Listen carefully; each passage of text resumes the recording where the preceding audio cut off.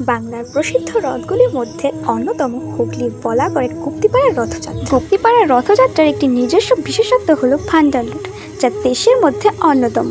উল্টো রথের আগের দিন হয় এই ভান্ডার লুট প্রথা।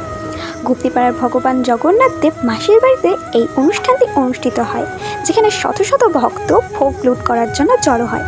চলো আজকে বলি এই ভান্ডার লুট প্রথা কী বা কেন হয়। জনশ্রুতি অনুসারে জগন্নাথের স্ত্রী লক্ষ্মী দেবী মাসির বাড়িতে তার অবস্থানে সন্তুষ্ট ছিলেন না এবং তাকে ফিরিয়ে আনতে চেয়েছিলেন।